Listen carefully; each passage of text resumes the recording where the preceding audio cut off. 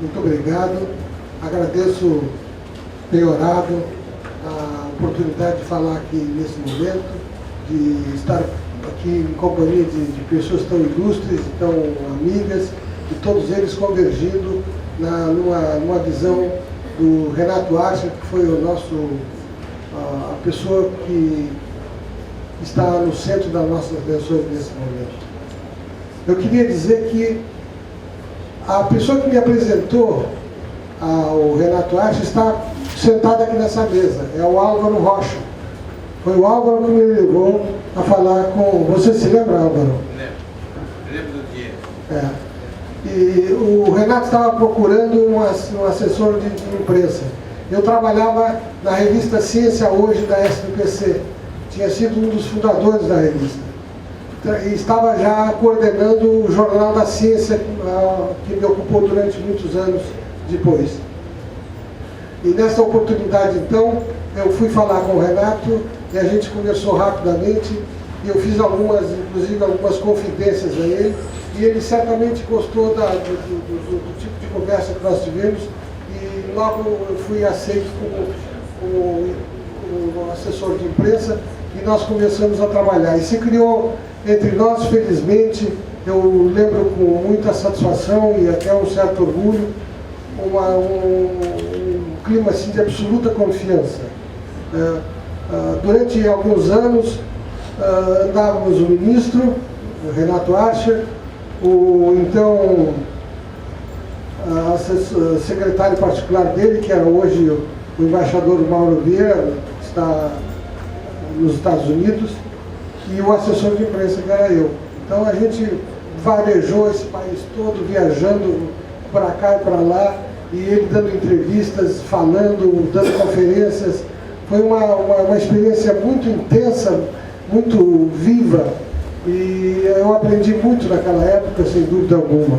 E eu gostaria de apresentar aqui para vocês alguns flashes. Eu não me organizei, eu não estava, inclusive eu estou aqui improvisadamente, e então eu rapidamente aqui rabisquei alguns fatos que me parecem marcantes e que eu gostaria de assinalar como flashes mesmo, como notas curtas, né? Então eu começaria a dizer o seguinte, por exemplo, eu defino o Renato Archer como uma pessoa que é um exemplo de pessoa que se conhece, que tem um profundo interesse pelo interesse nacional, tem uma visão estratégica extraordinária e tem uma competência política notável. Ou seja, competência política aqui em todo sentido, ou seja, ele sabia manejar, sabia conversar com as pessoas, sabia convencer as pessoas, sabia ceder quando era preciso ceder, sabia atacar quando era preciso atacar, e ele era de uma cortesia, ele era um gentleman, ele jamais cometeu uma grosseria, ele era uma pessoa assim de uma gentileza impecável, e nunca gritou, nunca vi ele gritando com um funcionário, nunca vi ele podia até ficar bravo, né? Mas ele não manifestava isso publicamente, nem tinha, ele resguardava o respeito às pessoas, o mais possível. Me lembro uma oportunidade em que nós tivemos uma reunião meio assim, até íntima, e que o nosso Álvaro Rocha, ele estava explicando assim, dizendo assim, a gente precisa ter um entendimento de saber quando é que o Renato está bravo ou quando é que ele não está bravo. E quando é que ele está com o olho virado para cima ou para baixo. Lembra? Então, era uma pessoa assim de um humanismo incrível. Né? É uma pessoa muito boa de se trabalhar com ela, muito criativa, ele ouvia as pessoas, ele sabia ouvir as pessoas e tentava tirar das pessoas o máximo de proveito possível em função do assunto que estava se tratando. Né? Tem um outro fato muito importante da vida política, que talvez muitos não conheçam, mas o Archer era muito amigo do Ulisses. Eles viviam juntos praticamente, conversavam, principalmente naquela época das diretas, depois a Nova República, o novo governo, o governo Sarney e tal. E me lembro que em 84, depois ele contou para nós em detalhes, o Ulisses pediu para ele, vai lá e fala com o Tancredo e diz que o candidato não sou eu, é ele. Ou seja, quem transmitiu o recado do Ulisses para o Tancredo, de que o Tancredo era o candidato e o Ulisses não seria o candidato de modo algum, foi o Renato Archer, que tinha, digamos assim, o cuidado político de fazer isso com muito, muito cuidado. Outro flash que me surge é o Archer falando do seu grande guru, o Santiago Dantas, o embaixador Santiago Dantas. Ele tinha, na realidade, duas grandes referências em que ele fazia frequentes referências. Era o almirante Álvaro Alberto, que tinha sido seu professor na escola militar, na escola naval, e com quem ele tinha aprendido o valor da ciência, a importância da ciência. E o embaixador Santiago Dantas, com quem ele certamente aprendeu, aproveitou muito do conhecimento do Santiago Dantas sobre a competência política e diplomática. E eu me lembro que ele também várias vezes citava a frase que dizia mais ou menos o seguinte, é uma citação de memória, vocês me perdoem. O povo brasileiro é muito mais digno por si do que pela sua elite. Era uma referência que ele fazia Uma outra coisa muito importante que eu me lembro bem é que ele foi o primeiro que organizou uma grande conferência nacional de ciência e tecnologia. Ciência e tecnologia era a Conferência Nacional de Ciência e Tecnologia, uma sociedade democrática. Essa conferência foi a primeira de uma série. Hoje já temos, então, mais 5 ou 6. Tá bom. Ok. Hoje nós temos, eu acho que a última reunião foi feita em 2009, 2010. São a 6ª conferência, né? 6ª conferência. E quem iniciou aquelas conferências foi exatamente o ministro Renato Archer naquele tempo, 1986. Ele também, sem falar na questão da China, que ele teve uma visão estratégica, fantástica, eu falo num outro campo da ciência, que aquele deu uma importância enorme, foi ao Laboratório Nacional de Luz Síncrotron em Campinas. Não fosse o apoio do Renato Archer, o Silon, que trabalhou, Silon Gonçalves, professor Silon Gonçalves, depois trabalhou também no Ministério de Ciência e Tecnologia, não teria tido a chance de criar esse instituto, que hoje é um dos orgulhos da ciência brasileira. Laboratório Nacional de Luz Síncrotron. Ele ajudou esse laboratório, inclusive quando ele tinha deixado de ser ministro. Então ele ia lá frequentemente para saber como é que estava indo, quais eram os problemas, e ele se interessava profundamente. Sobre um episódio também fantástico, foi o aumento de bolsas em 1986. O Brasil passou de 12 mil bolsas a 44 mil bolsas do CNPq. E ele conseguiu aquilo numa jogada fantástica, que alguns conhecem, outros não. É o seguinte, ele foi ter uma audiência com o presidente, então o presidente Sarney, e estava sentado esperando também para ser recebido pelo presidente o ministro dos Transportes, que aliás era Zé Reinaldo, exatamente. Aí eles conversa bem, o Reinaldo disse, não, eu vim apresentar aqui ao presidente um plano de 9 guindastes para os portos do Rio de Janeiro e de Santos.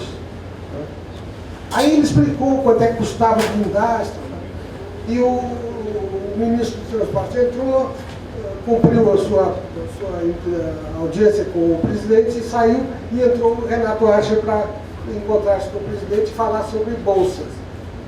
Aí, começando a tratar do assunto, o Renato disse para o presidente, bom, eu vim aqui lhe trazer um plano de apenas 2 guindastes.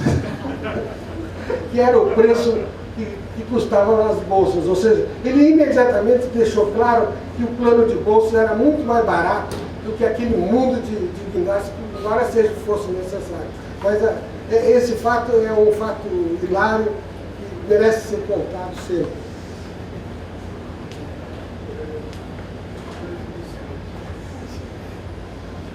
Um outro fato interessante que é, naquele tempo, a nova república tinha sido criada com base numa frente política muito ampla, que ia desde a extrema-direita até a esquerda. Então tinha o Renato Archer, que era um homem de centro-esquerda, tinha o Antônio Carlos Magalhães, que era uma pessoa, obviamente, de direita, né?